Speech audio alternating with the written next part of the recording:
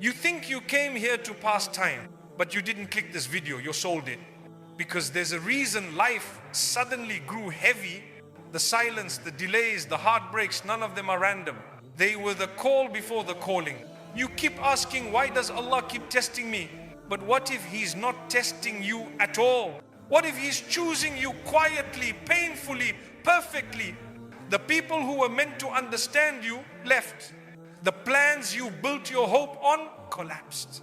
And you thought that was punishment. But it was selection. Allah doesn't prepare ordinary souls with comfort. He prepares them with storms.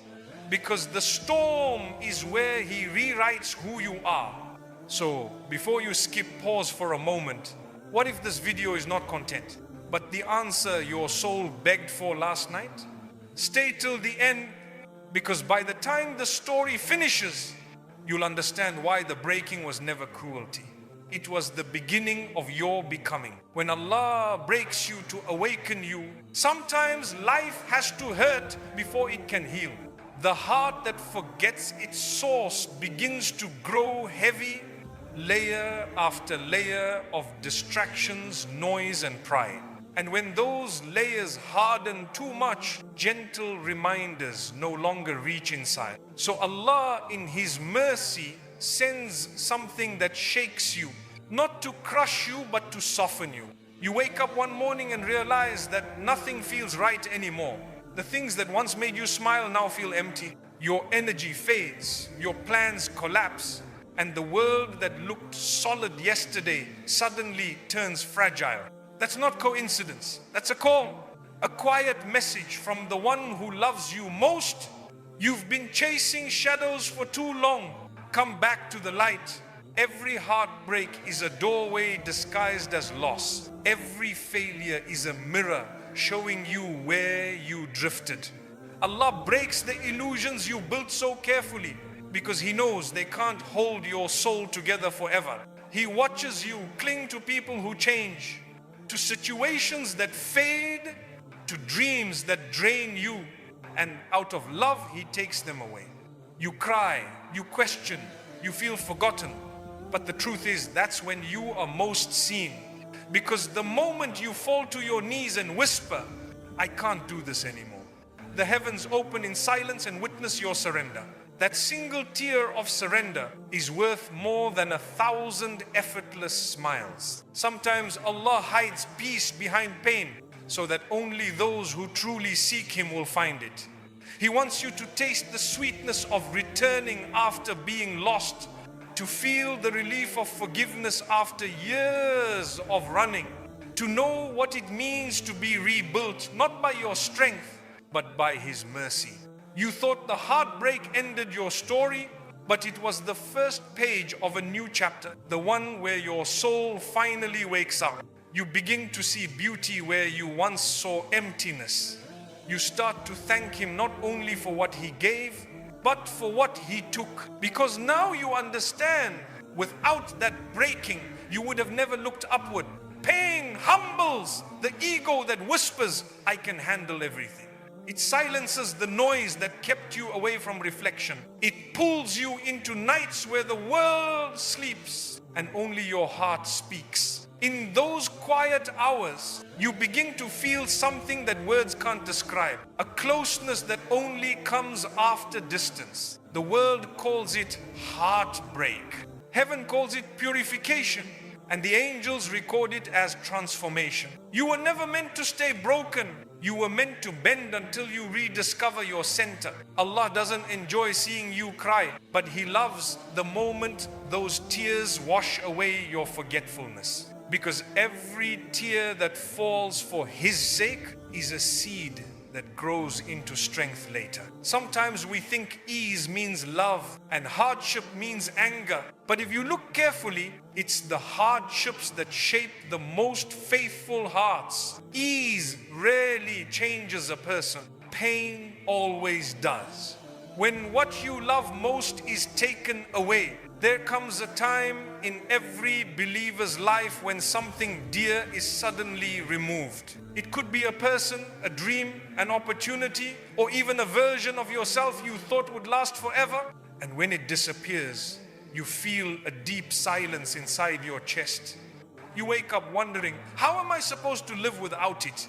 It hurts not because you are weak, but because your heart was attached. You built memories around that thing. You prayed for it, protected it, planned your future with it. You made space for it in every corner of your heart. And now that space feels empty, echoing with memories that replay again and again. But what if that emptiness is the space where Allah wants to dwell? What if what you lost was never truly yours, only borrowed for a time, and now the owner has gently taken it back? We often confuse having with owning. We forget that nothing in this world truly belongs to us. Not the people we love, not the plans we design, not even our own heartbeat. Everything is a trust, and every trust must one day return. When Allah takes something away, it's rarely because you did something wrong. Sometimes it's because He sees you clinging to something that limits your growth. Sometimes it's because He knows your heart is worshipping what was never meant to be worshipped. And sometimes it's simply because the season for that blessing has ended. The moment you begin to see this, your grief starts to change shape. It doesn't disappear, but it begins to make sense. You realize that what you lost may have been the rope keeping you tied to the wrong direction. And by removing it, Allah turned your face back toward Him. He knows what you cannot see. Maybe that relationship would have broken your peace later. Maybe that dream would have made you arrogant. Maybe that success would have made you forget your prayers. Maybe that comfort would have dulled your heart.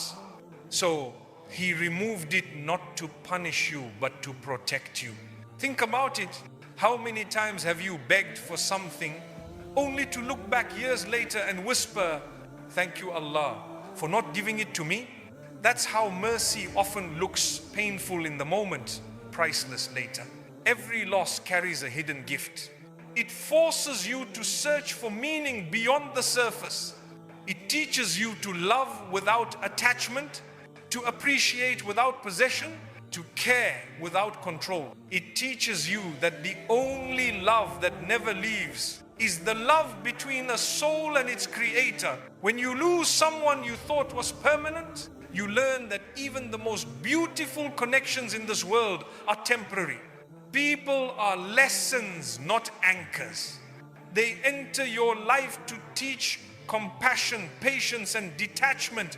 And when their purpose is complete, they move on. It's painful, yes, but that pain is sacred.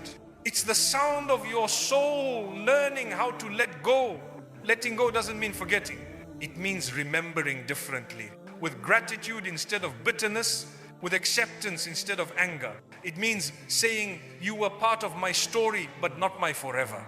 Sometimes Allah removes a person from your life to show you that you were depending on them more than on Him. Sometimes He removes a dream to remind you that you were chasing the gift, not the giver. Sometimes He closes a door to save you from walking into a room full of regret. Loss has a strange way of polishing the heart. It wipes away arrogance. It humbles the ego. It teaches you that every breath is borrowed and every moment is precious. And it leaves behind a softness, a tenderness that only the broken-hearted understand. You start to see beauty again in small things, in morning light, in gentle rain, in quiet prayer. You begin to feel alive in the silence that once scared you, because that silence is no longer emptiness, it's filled with presence. The more you surrender, the lighter you feel. You stop fighting what left and start trusting what's next. You realize that love doesn't end, it simply transforms. The one who once held your hand is now written in your prayers. The dream that once defined you is now shaping your wisdom. Nothing was wasted, nothing was in vain. When silence becomes the answer, there will come a point in your life when every prayer you make feels like it disappears into the air. You raise your hands, your voice trembles, and your heart aches, but there's no reply. The world stays quiet, your situation doesn't change, and the heaviness in your chest refuses to lift. And you begin to wonder, has Allah stopped listening to me? But silence from Allah is never absence. It's communication of another kind, deeper, slower, and full of wisdom. It's His way of teaching you what words could never explain. When you were younger in faith, you used to think every dua would bring an immediate sign, a yes, a miracle, a sudden opening. But the more you grow, the more you learn that silence is also a language only the heart can understand. In that silence, Allah is watching what you do when you hear nothing. Will you still trust Him when your plans fall apart? Will you still pray when you see no result? Will you still believe that He is near when everything feels distant? That is where true faith is built, not when life feels easy, but when heaven feels quiet. He tests your patience, not to break you, but to stretch you. He delays the answers because He wants to strengthen the roots of your faith before giving you the fruit. He hides His plan so that you learn to walk in the dark with conviction, not just in daylight with confidence. Sometimes silence is protection. If Allah gave you what you asked for immediately, it might have distracted you from Him forever. He knows how attached your heart can become to blessings and how quickly gratitude can turn into forgetfulness. So He holds it back, not because He's cruel, but because He's careful with your soul. Every unanswered prayer is a shield around something you cannot yet see. You think you're being ignored, but you're being guarded. He knows the moment you're truly ready. Not when you want it, but when receiving it will no longer pull you away from Him. Until then, He keeps silent. The silence also heals, because when Allah stops replying through outcomes, you start listening through introspection. You begin to notice your own habits, your own impatience, your own attachment to the world. You realize that you weren't only asking for a blessing, you were asking to be the same person, unchanged, unpurified. So He pauses everything to let your soul catch up with your requests. In silence, your heart learns humility. In silence, your tears become more sincere. In silence, your ego dissolves. And somewhere along that quiet path, you begin to whisper, not in frustration, but in surrender. I know you hear me, even when you don't answer. I trust you, even when I don't understand.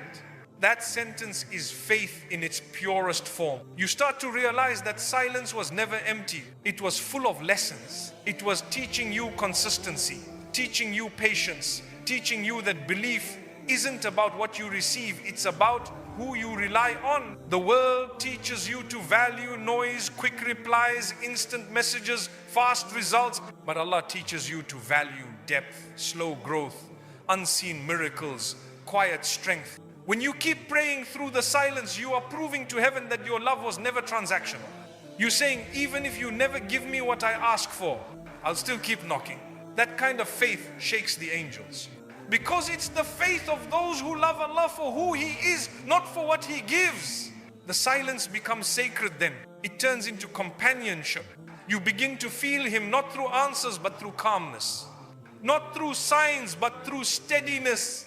Your life may still look the same, but your heart no longer feels abandoned. You realize that His silence was never neglect, it was nurture. He was rebuilding your trust brick by brick, prayer by prayer. One day, that silence will break. And when it does, every unanswered prayer will return to you multiplied. Not just as a blessing, but as wisdom, maturity, and unshakable faith. And you'll smile through your tears and say, the silence was the answer all along, the delay that saves you. There are moments in life when you keep waiting for something you've prayed for with your whole heart. Days turn into months, months into years, and still nothing moves. You watch others receive what you're asking for, and you whisper, why not me? That pause between your prayer and its answer can feel endless. But that very pause is the protection you can't yet understand. Sometimes Allah delays to save you from walking into a door that would have looked beautiful outside and burned you inside. Sometimes He holds you back because what you're asking for would have arrived too soon before your heart, your mind, or your character was strong enough to carry it. You see, timing is not punishment. Timing is precision. And the one who created time itself never delivers a blessing a second too late or too early. Think about the seed under the soil. If it were to bloom in winter, the frost would kill it. So the earth keeps it hidden, silent, unseen.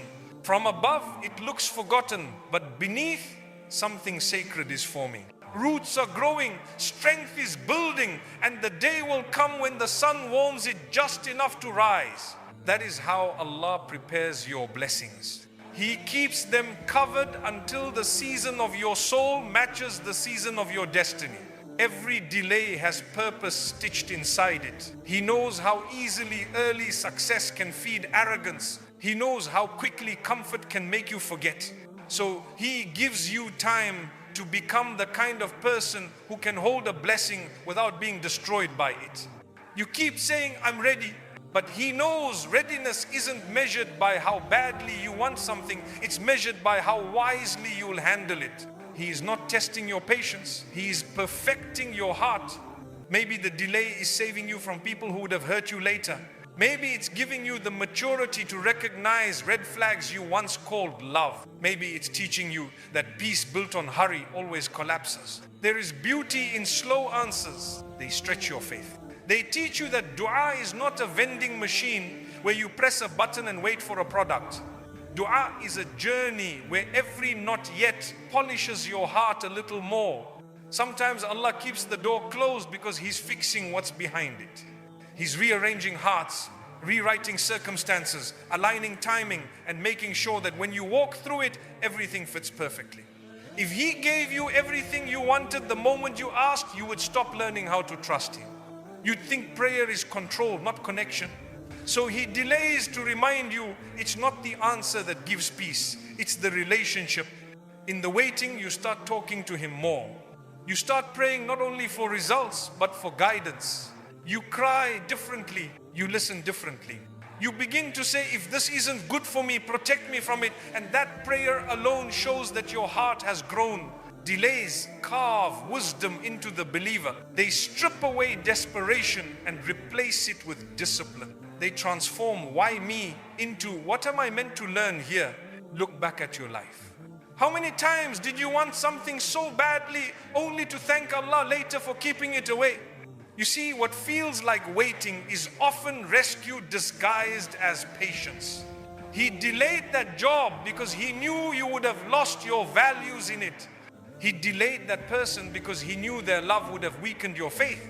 He delayed that opportunity because He was building something far greater within you. The delay saved you not only from pain, but from a smaller version of yourself. You are being shaped for a future that fits who you are becoming, not who you were when you first prayed.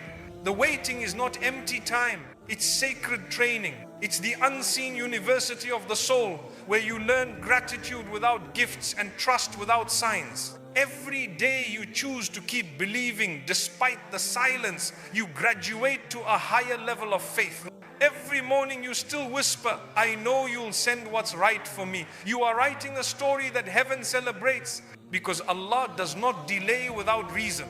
He delays so that when the gift arrives, it doesn't just bless your life, it blesses everyone around you. The delay teaches you compassion for others who wait. It gives you patience you will later use to comfort someone else. Your waiting becomes someone else's hope. And when finally that long-awaited door opens, you won't just walk through it, you'll fall into sujood, crying. Now I understand. You'll realize the waiting was never wasted. It was the very thing that made you ready. When months of waiting stretch into years, the heart begins to whisper hopeless things.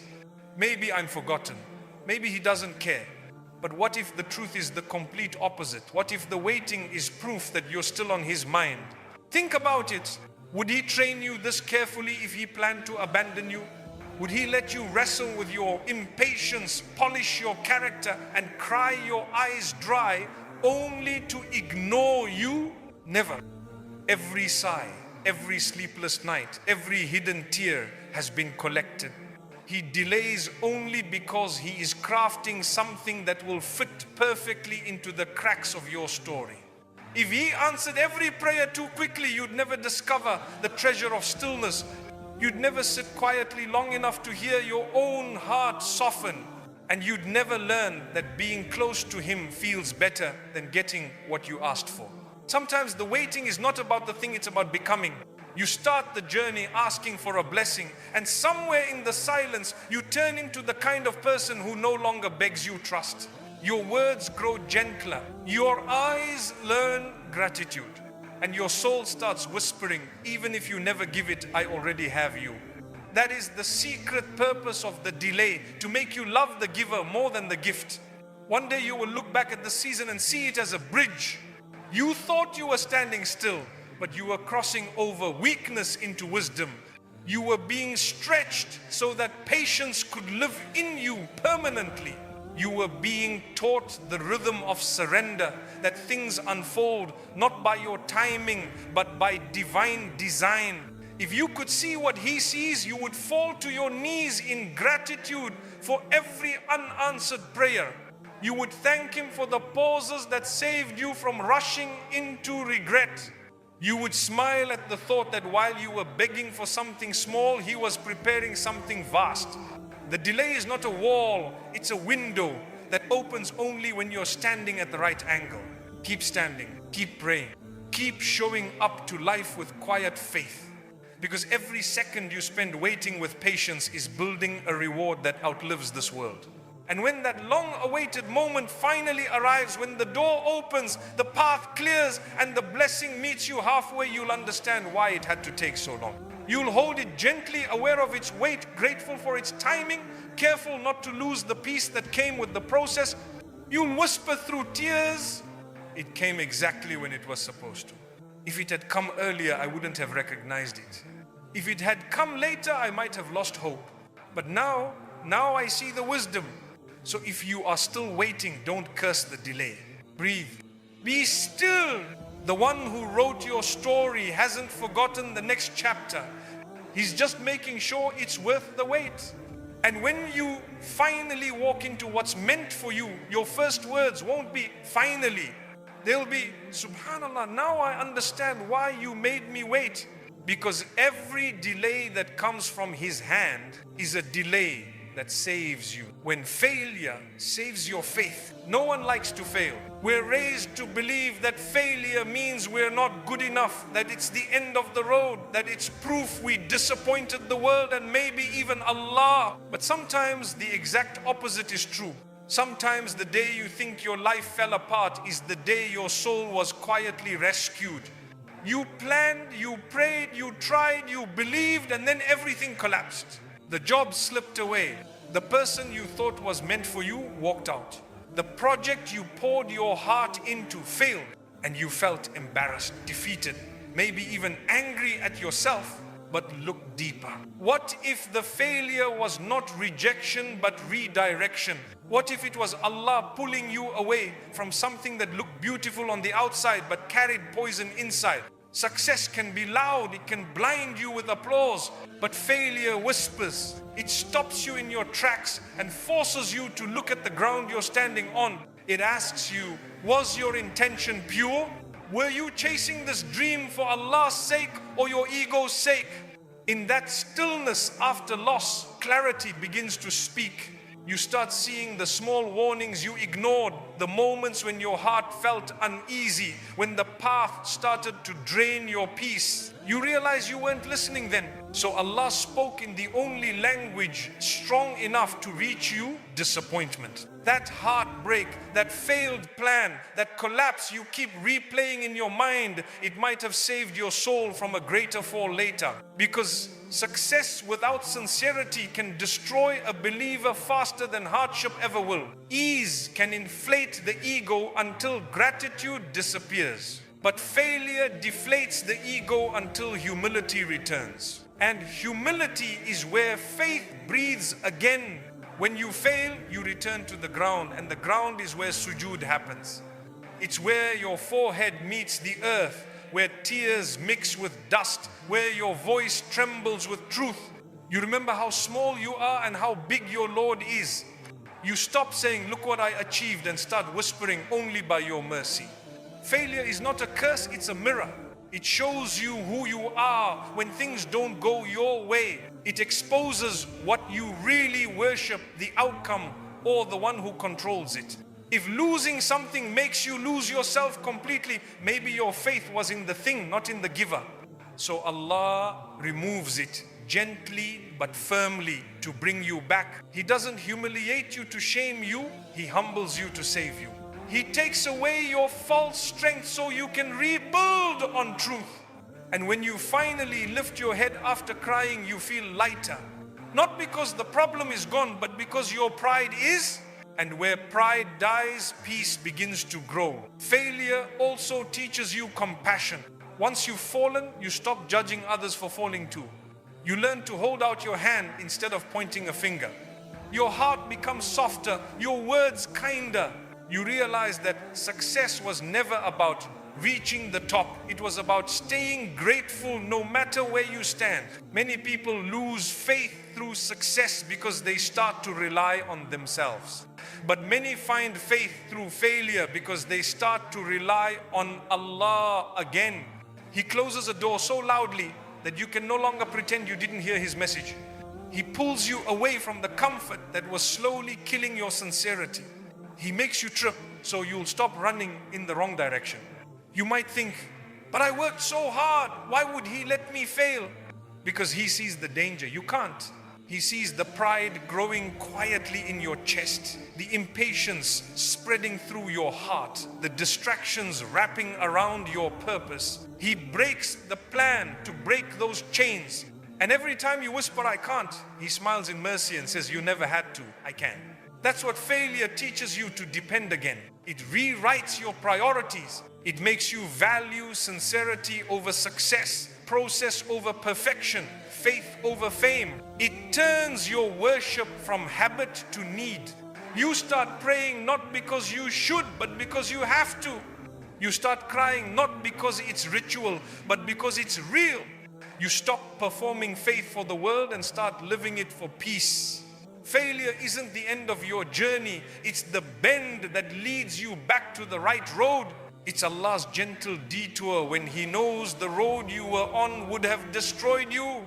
And even though you can't see the full map, He can. He's guiding you through paths you don't yet understand, keeping you from storms you don't yet see. The day will come when you look back and say, well, that loss was the best thing that ever happened to me.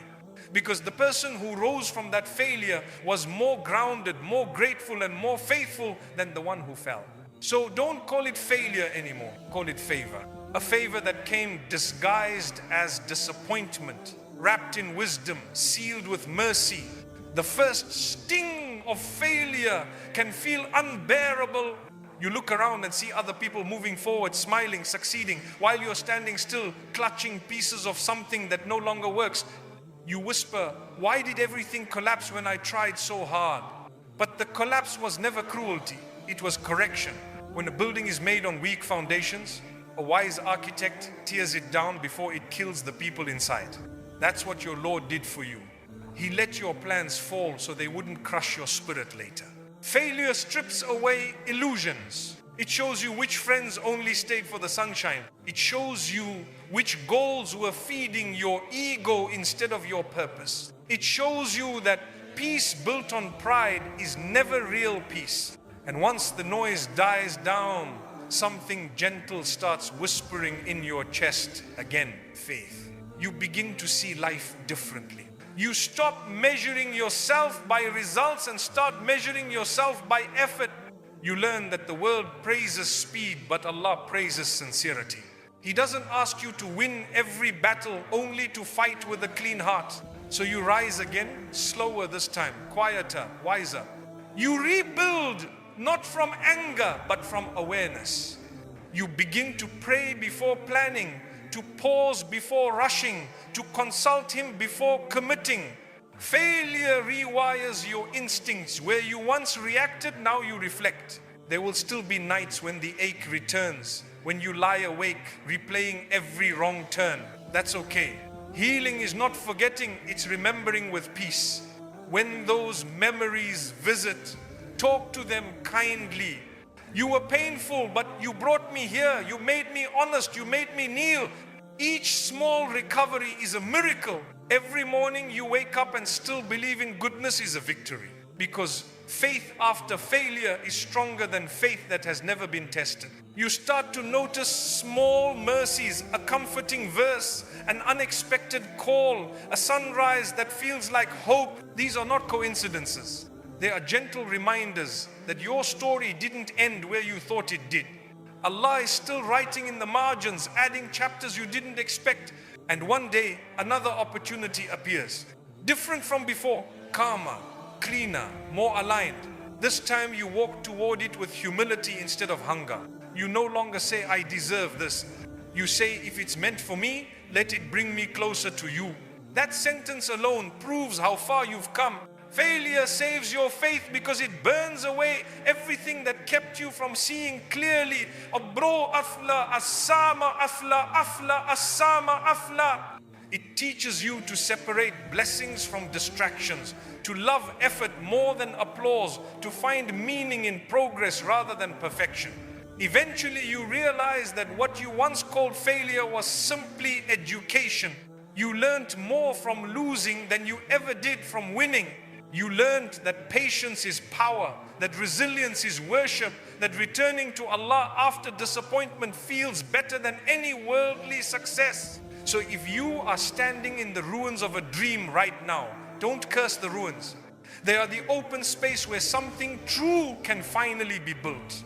Pick up one brick, gratitude, then another trust, then another prayer. Soon you look around and see a new foundation forming, stronger and quieter than before.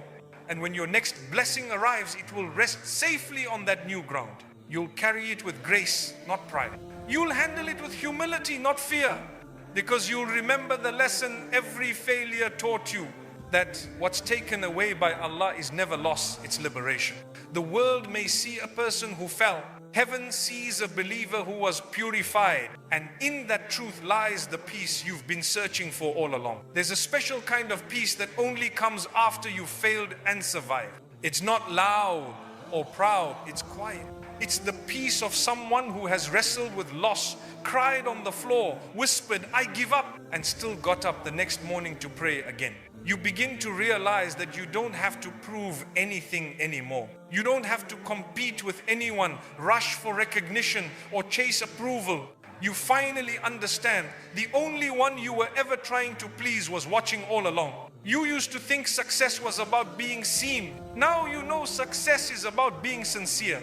You used to pray for things, now you pray for strength. You used to chase doors, now you trust that the right door will open when it's meant to. Failure has a way of quieting the noise inside you. It takes away the arrogance of thinking you control outcomes, and it gives you the serenity of knowing who truly does. You start to smile at the simplicity of things, the taste of water, the sound of birds, the blessing of another sunrise. You start noticing mercy everywhere. There's beauty in realizing that you can survive disappointment and still be kind. You can be broken and still be a source of light for others. That's what faith after failure looks like. Light that has passed through darkness and come out softer, warmer and real. When you share your story later, people will call you strong. But you'll know the truth. You were never strong. You were held. Allah carried you through every step. Even when you thought you were walking alone, every setback was written with care. Every heartbreak measured with mercy. He never left. He was simply teaching. And through those lessons, you begin to trust His wisdom in a way you never did before. You don't rush anymore because you know haste steals peace. You don't panic when things go wrong because you've already seen what happens when they do. You grow. You don't fear the unknown because you've learned that what's meant for you will find you, even if it has to walk through fire to reach you. You start to live lighter. You forgive more easily, love more gently, and thank more frequently. You stop demanding a perfect life and start appreciating a meaningful one. You realize that sometimes Allah withholds to remind you that His presence is greater than His presence. Failure saved your faith by pulling you back into reality, the reality that everything is temporary except Him.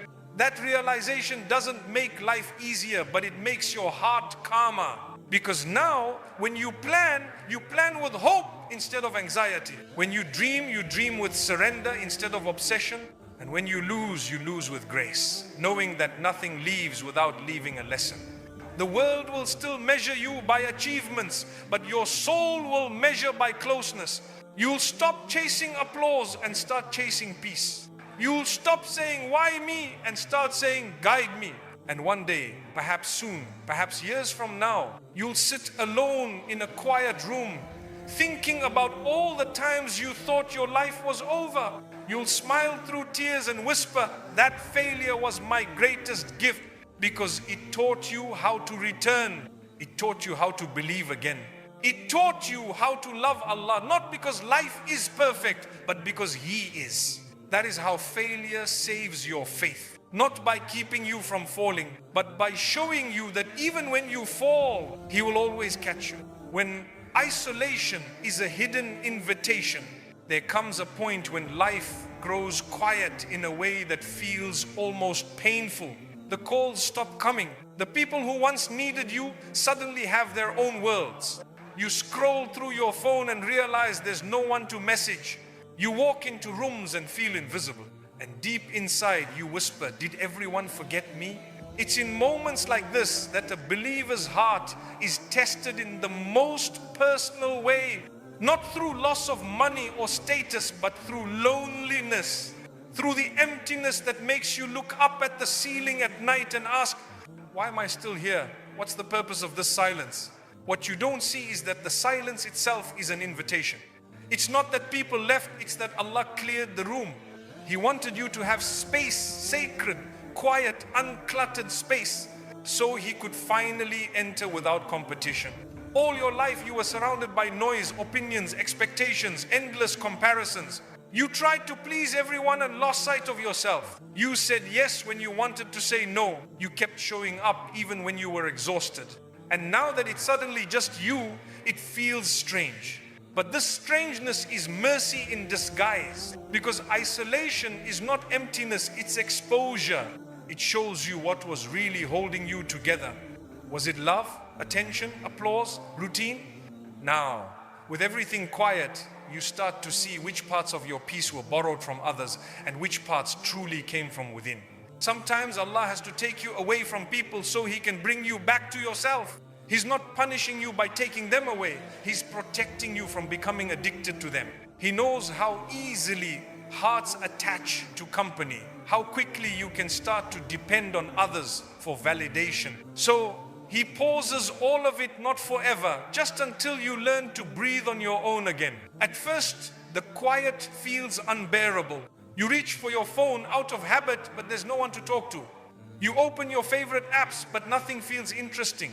You look out the window and even the sky seems still. That stillness is not the world ignoring you, it's the world waiting for you to notice something deeper. You start to hear sounds you forgot existed. The rustle of leaves, the rhythm of your breath, the beating of your own heart. These are reminders that you are never truly alone. The world is alive with signs of its creator, and He is closer than the loneliness that hurts you. Little by little, the silence begins to soften. You start to pray again, not because someone reminded you, but because the emptiness pushes you toward peace. You open the Quran, not out of duty, but because your heart is thirsty for meaning. You begin to enjoy sitting alone, talking to Allah like a friend, instead of reciting words like a task. This is the transformation hidden inside isolation. What began as abandonment turns into companionship. The same walls that felt like a prison become your sanctuary. The same hours that felt wasted become your healing. In solitude, you meet the version of yourself that you've ignored for years. The one that doesn't need validation, the one that only needs peace. You remember things you forgot, how much you loved quiet walks, how calming rain sounds can be, how good it feels to just breathe. You realize that the world moves fast, not because it's alive, but because it's afraid of stillness. And now you see why Allah slowed you down. He didn't isolate you to punish you. He isolated you to introduce Himself to you properly. You knew His name before, but now you start to feel His presence. Before, you spoke to him with formality. Now, you speak to him with familiarity, honestly, softly, like a child returning home. That's what isolation is, a homecoming. A quiet reminder that your worth was never dependent on who stayed or who left. That you are seen even when no one calls, loved even when no one says it, guided even when you don't see the signs. And once you start seeing isolation as an invitation, the pain begins to fade. You wake up one morning, still alone but not lonely. The world hasn't changed, you have. The silence that once scared you now feels like a friend sitting beside you. You feel a strange contentment, a softness in your chest. You smile for no reason except that you finally feel connected again. Not to people, but to peace itself. When isolation stretches from days into weeks, something subtle begins to shift inside you. The loneliness that once felt heavy starts to turn into calm. It's not that the world suddenly becomes kind, it's that your heart stops begging it to be. You begin to understand that people leaving was never the real pain. The real pain was depending on them to fill the spaces only Allah can fill. You start to remember moments from your past. The times when you were surrounded by people yet still felt unseen. Those were small previews of this lesson. Back then, you ran from solitude because you thought being alone meant being unloved. Now you realize the love you needed most wasn't in people's hands. It was waiting all along in Allah's nearness. The quiet hours start to feel sacred. You begin to see beauty in small rituals, lighting a candle, opening the window to morning air, sitting with a warm cup of tea and talking to Allah in your heart. There's no pressure to sound perfect, no need to hide your flaws. You speak honestly, and the honesty itself feels healing. Your conversations with Him stop being formal. They become soft, natural, like you've known Him forever. And you have, through this isolation, your heart starts to remember what peace really is. Not noise, not company, not distraction, but presence. Presence of mind, presence of soul, presence of your Creator's quiet love. You notice that when your mind stops rushing, your heart starts listening. And in that listening, new wisdom appears. You start to see that Allah was not taking people away. He was clearing your sight. He was showing you that even when you stand alone in a room, you are still surrounded by mercy. The air you breathe, the pulse in your wrist, the beating of your heart, each one a small message that says, I am still sustaining you. In that awareness, the fear of being forgotten begins to fade. You start to enjoy your own company, to see your own growth. You rediscover talents and dreams that were buried under constant busyness. You begin to write again, read again, think again, and you realize that the silence that once frightened you has now become your teacher. Isolation teaches you that companionship isn't about numbers, it's about depth. It's not about who surrounds you, it's about who centers you.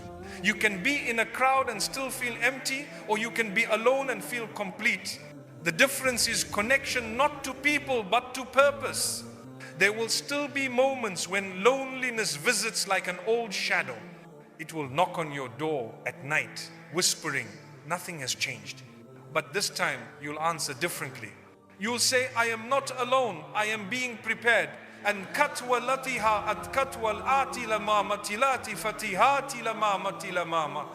And the moment you say it, peace will return. Because you've learned that isolation isn't punishment, it's preparation. It's the season when Allah turns ordinary hearts into strong ones. It's where He plants faith so deep that even storms can't uproot it. It's where He rewrites your understanding of love from needing others to feeling whole in His presence. And when the time comes for you to step back into the world, you'll do it differently. You won't crave constant company anymore. You won't chase attention to feel valued. You'll move slower, speak gentler, and choose your people with care. You love, but without losing yourself.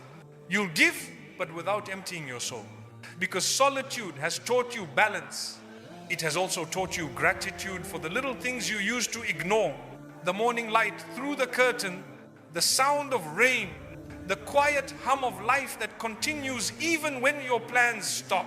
These small mercies become reminders that Allah never leaves. He simply changes the language of His presence. When He wants your attention, He doesn't always shout. Sometimes He removes the crowd, closes the door, and waits for you to notice the stillness. And when you finally say, it's just you and me now, you'll realize that was His goal all along. The isolation was never about losing people. It was about finding the one who never leaves. So the next time life pulls you into silence, don't fight it.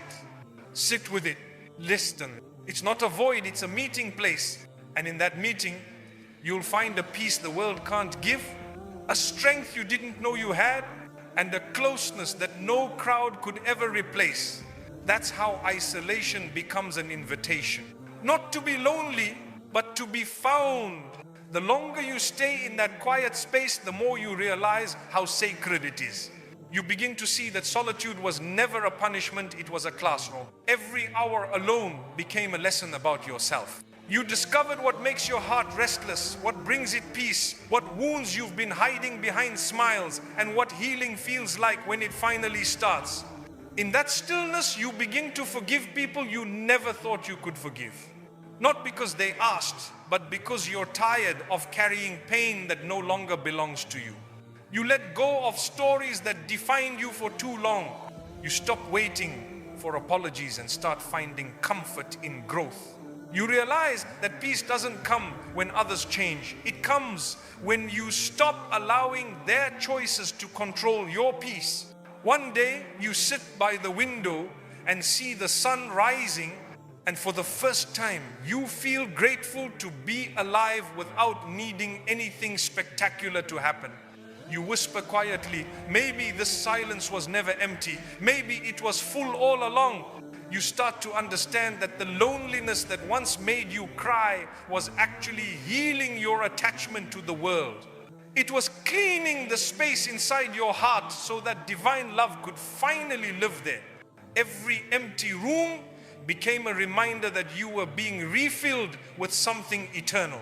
Every unanswered message became proof that your worth was never measured by responses. Allah, in His mercy, never wastes isolation. He turns it into a workshop of transformation. He reshapes your view of yourself and your view of Him. You stop seeing yourself as forgotten. You start seeing yourself as chosen for refinement. You realize that some people weren't removed because they were bad. They were removed because their chapter in your story was finished. The loneliness wasn't rejection, it was redirection. It was Allah whispering, your next chapter requires silence. Let me write it. When the world is loud, you can't hear that whisper. So He dims the volume of life so that His guidance becomes audible again. He takes away the conversations that distracted you, the routines that drained you, the relationships that blurred your clarity. And in the quiet that follows, you finally start listening. You begin to talk to Him not through memorized words, but through honesty. You say, I'm scared, and feel comfort. You say, I miss them, and feel understanding. You say, I don't know what to do, and feel guidance. That's the intimacy isolation teaches, raw, real, unfiltered connection with the one who always listens. And then something beautiful happens, you start feeling lighter. Not because life suddenly got easier, but because your heart stopped clinging to what drains it. You no longer feel desperate for constant company because your soul has learned how to rest in remembrance. When you return to people, you return different. You no longer seek approval, you seek alignment. You choose friendships that bring calm instead of chaos. You speak less but mean more. You become a safe place for others because you've learned how to be a safe place for yourself. And whenever loneliness visits again, you no longer panic. You know what it means now? It's not the end, it's another invitation. You say, welcome back. What lesson do you bring this time? And with that, peace stays longer than it ever did before. This is how isolation transforms into intimacy.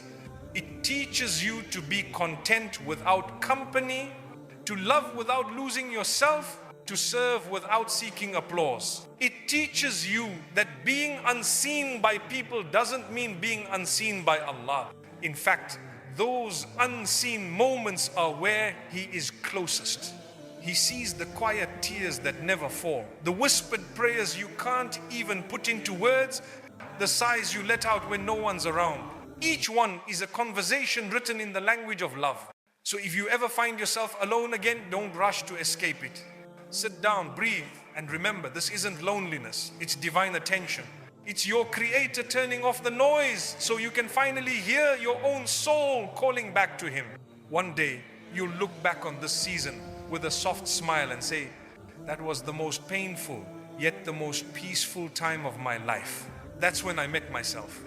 That's when I truly met my Lord. That's when isolation turned into an invitation and you finally accepted it. The storm that teaches surrender. Every believer faces a storm. It may not be wind and rain. Sometimes it's confusion, heartbreak, or fear. It comes suddenly without warning and shakes everything you thought was secure. Plans crumble, relationships break, health falters, and you stand in the middle of it all asking, why is this happening to me? That moment is the classroom of surrender. It's where the heart learns that control is an illusion. It's where Allah removes every false anchor until only His mercy can hold you steady. At first, you fight the storm. You try to fix everything, to reason, to run. You cling to what's slipping away, thinking effort will save it. But the harder you hold, the more it hurts, because you're holding on to what was never yours to control. Then exhaustion sets in. Your body is tired, your mind is loud, your heart feels empty. You can You've prayed, cried, begged, and still nothing changes. That's when surrender begins. Not in defeat, but in realization, I can't carry this alone. When you finally whisper, I leave it to you, something invisible shifts. The same situation may remain, but your heart softens.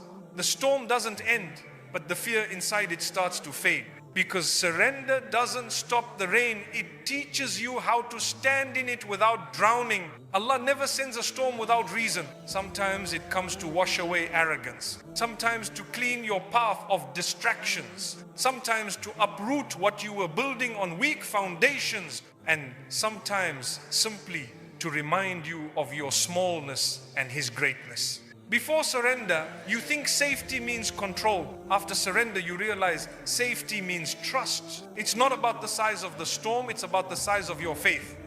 The Prophet ﷺ's life was full of storms, rejection, loss, betrayal, hardship. But each time he turned back to Allah with calm certainty, saying in his heart, if my Lord has written this, then even this will carry mercy. That's the secret. Belief that mercy hides even in chaos. The storm forces you to let go. You stop depending on wealth because it can't buy calm. You stop depending on people because they can't carry your pain. You stop depending on yourself because your strength has limits. And in that letting go, you finally grab the rope that never breaks. You start to feel Allah's presence, not through solutions, but through serenity. You begin to notice how every wave that scared you also carried you closer to shore. Every unanswered prayer became a shield. Every delay became direction. Every loss became space for something purer to enter. This is what surrender feels like. Breathing in the middle of a storm and realizing you're still being protected. You start saying less and trusting more. You stop predicting and start accepting. You find beauty in what used to frustrate you because now you see the wisdom in waiting. It's easy to believe when skies are clear. It's true faith when lightning strikes and you still say, I trust your plan. That single sentence becomes a shelter. It turns fear into peace, panic into patience. The heart that surrenders stops chasing explanations. It doesn't need to know why anymore. It's enough to know who. You realize that the same hand that sends the storm also holds your life steady within it. And if He can command the clouds, He can command your heart back to peace. Sometimes you won't notice the lesson until later. You'll wake up one day and realize the storm changed you. It made you softer, kinder, humbler. It removed the arrogance that whispered you were in charge. It gave you a strength that quiet people carry, the strength of those who have already fallen and survived. That's why storms are blessings in disguise. They don't come to destroy you. They come to wash away what was never meant to stay.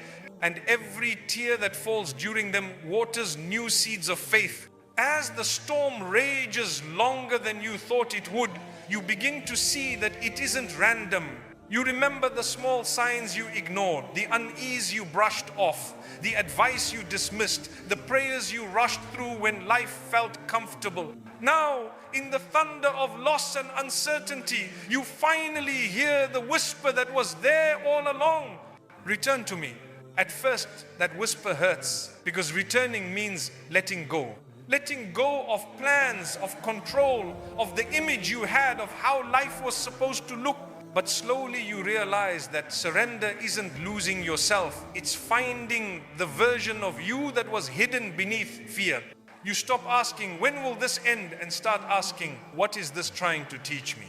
That single question turns your storm into a classroom. You begin to see patterns, how pain reveals patience, how difficulty exposes dependence, how helplessness awakens faith. It's strange how the storm that you begged to end becomes the very thing that purifies you.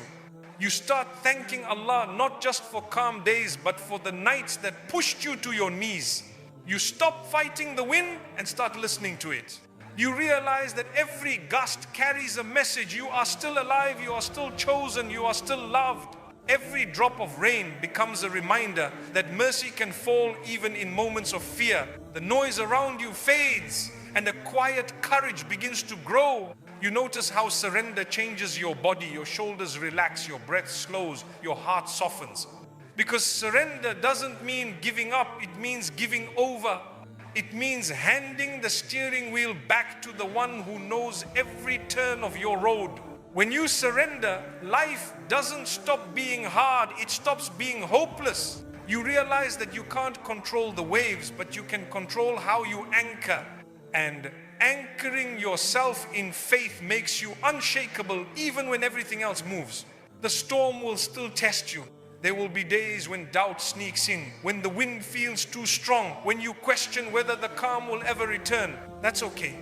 Faith was never about perfection, it's about persistence. You can tremble and still trust. You can cry and still believe. You can fall and still be held.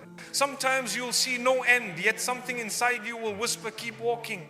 That voice is your soul remembering who it belongs to. Even in darkness, it knows the way home. And as the storm begins to fade, you look around and realize that the world hasn't changed, you have. You are calmer now, quieter, more grateful.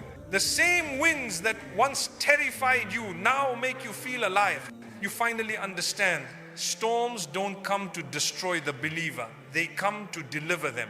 Every storm is a messenger of renewal. It clears the old waters, the new, and leaves behind air that feels cleaner than before. Likewise, the heart after surrender feels lighter, free from pride, full of clarity and rooted in peace.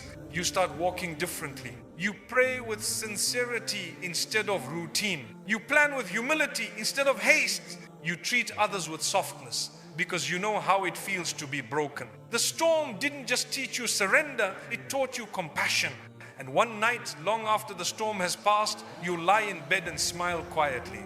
You'll remember how scared you once were and how close you felt to breaking. But you didn't break, you bent, you bowed, you prayed, and you grew. You'll whisper, that storm didn't ruin me, it rebuilt me. That's the power of surrender, to find peace not after the storm, but inside it. And that's when you'll know every gust, every tear, every sleepless night was not chaos. It was choreography written by the one who never lets you fall without purpose. You were being chosen, not punished.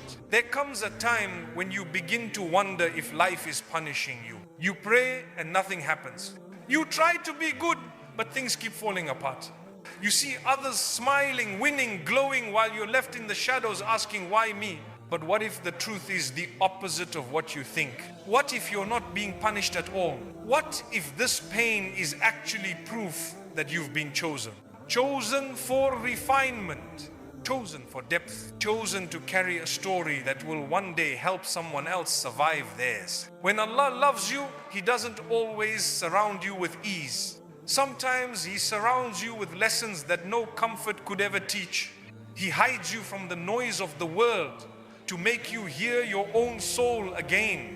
He removes the people you relied on so you can rely only on Him. He closes doors not to trap you, but to keep you from walking into harm.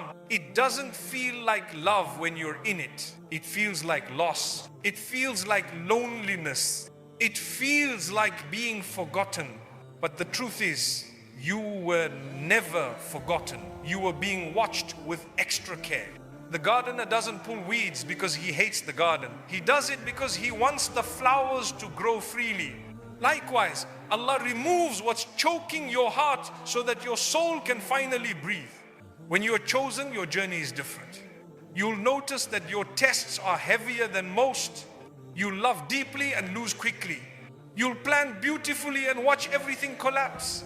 You'll cry more than others, but you'll also heal stronger than others. Because the heart that's meant for closeness with Allah must first be emptied of everything else.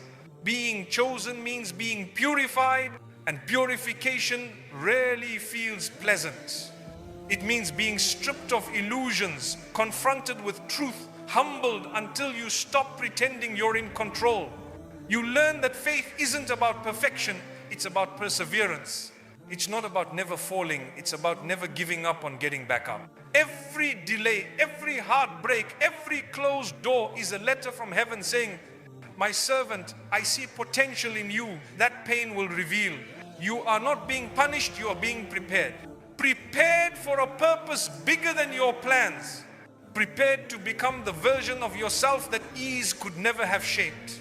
Look at the lives of the prophets, each one chosen, each one tested. The closer they were to their purpose, the more intense their trials became. It was never punishment, it was purification. Because light that's meant to guide others must first be cleansed of dark. You too are walking that path. When Allah removes people, it's because He wants to replace dependence with devotion. When He delays your dream, it's because He's aligning your heart with patience. When He breaks something, it's because He's rebuilding it correctly this time. And even when you can't see any progress, He's working silently beneath the surface. Seeds don't sprout the day they're planted. They sprout the day they've absorbed enough darkness to break open. That's what's happening to you right now. Your heart is breaking open so light can enter. You keep asking for change and He's giving it to you, just not in the form you expected. He's changing you. Because true transformation doesn't start with circumstances, it starts with souls. Every sleepless night, every tear, every moment you whispered why Allah was not ignored, it was recorded, multiplied, and will one day return to you as blessings so precise that you'll say, now I understand. I was never being punished, I was being protected. This is the golden whisper of faith. The harder the test, the higher the calling. The more intense the pain, the more personal the preparation. Because ordinary hearts aren't built through extraordinary trials. Chosen hearts are. So if you're tired, remember you're not broken, you're being built. If you're alone, remember solitude is where He speaks the loudest. If you feel forgotten, remember the gardener never forgets the seed he planted. And when you start to see your story through that lens, everything changes. You stop resenting the process and start trusting it. You stop asking why me and start saying, show me what this means. You begin to see the fingerprints of mercy on every hardship. You realize that what hurt you was not cruelty, it was construction. Pain became the tool that carved the strength into your heart. Loss became the mirror that showed you what truly matters. Delay became the bridge that carried you to wisdom, and failure became the teacher that rewrote your definition of success. When Allah chooses someone, He rewrites their pace. He slows them down when the world runs fast. He silences them when the world shouts. He hides them when the world craves attention. Because He's not just changing their life, He's changing their light. There comes a point where the storm slows, the ache softens, and you start to see faint traces of wisdom in everything you once called unfair. You remember the nights when you cried until you couldn't speak, and how somehow you still woke up with breath in your lungs. That breath was mercy. That endurance was a sign that you were never abandoned, because the one who sustains hearts never forgets the ones He is rebuilding. Being chosen never feels comfortable at first. It means walking paths that others don't understand, facing tests that no one else sees. It means learning to carry pain without letting it turn you bitter. But when the dust begins to settle, you realize that the same pain that emptied you also purified you. Your heart became softer, your prayers became deeper, and your faith became real. You begin to notice small miracles, a verse that speaks directly to your situation, a moment of peace that appears in the middle of chaos, a conversation that reminds you that you're not walking alone. These are not coincidences. They're gentle signs, like light breaking through cracks, whispering, you were being prepared for this moment. The truth is, Allah doesn't choose you because you are strong. He chooses you so that through your weakness, His strength can be known. He doesn't choose you because you have all the answers. He chooses you because through your confusion, patience can bloom. He doesn't choose you because you are perfect. He chooses you because through your imperfection, others will see the beauty of forgiveness. The tests that seemed endless begin to reveal their purpose. You realize that loss taught you gratitude, delay taught you trust, heartbreak taught you humility, and failure taught you resilience. Every time you thought you were being broken, you were actually being built layer by layer into something unshakable. There's a deep calm that comes with this understanding. It's not loud or dramatic. It's a quiet peace that sits gently in your chest. You stop needing to explain your journey to anyone. You stop searching for validation. You start smiling for no reason other than knowing that every page of your story, even the painful ones, was written with love. And when new challenges come, you face them differently. You no longer say, why is this happening to me? You say, if this is happening, then it must be guiding me. You start to trust timing again. You start to trust yourself again. But most importantly, you start to trust your Lord again. Being chosen means you are being transformed into someone who can hold light without being proud of it. It means being polished until the reflections of patience, compassion, and humility shine through you naturally. It means being capable of guiding others not by preaching, but by the quiet way you live your truth. When you look back at what once felt unbearable, you'll see how precisely it all fit together. Every delay made sense. Every closed door protected you. Every detour carried you closer to something beautiful that you couldn't have planned on your own. You'll whisper, maybe through tears, I see it now. I wasn't being punished. I was being chosen for clarity, for closeness, for peace. And that's the golden whisper of faith. To realize that every hardship was actually an answered prayer. Not for ease, but for growth. Not for a lighter life, but for a stronger heart. So when life tests you again, and it will remember what you've learned here. Pause, breathe, and remind yourself, this isn't the end of me. This is the making of me. Because chosen souls are not built in comfort. They are built in storms, refined in silence, and revealed in light. And through it all, Allah never stops holding them. Now that you've reached this point, take a deep breath.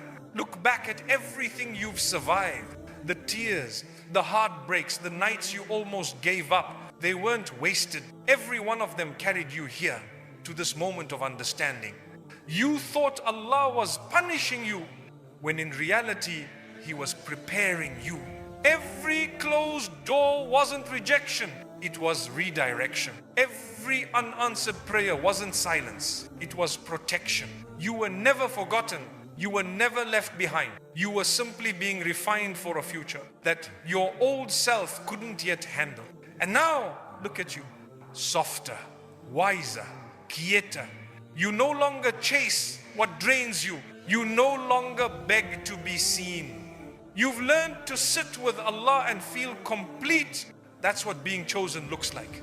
It's not loud. It's not glamorous. It's sacred. It's the kind of transformation that only angels witness. So tonight, when you close your eyes, don't think of what you've lost. Think of what you've gained. Faith that doesn't shake, peace that doesn't depend on people, and a heart that finally knows where home is. You were never being punished. You were being loved differently. You were being pulled out of what was temporary and invited into what's eternal. And one day, you look back at this chapter and smile through tears. You'll say, that pain was the moment Allah chose me. Until that day comes, keep walking with trust. Keep breathing through the silence. Keep believing even when you don't understand, because you were not broken by the story. You were built by it. And when Allah finally reveals why, you'll realize it was never a storm meant to drown you. It was a tide meant to carry you home.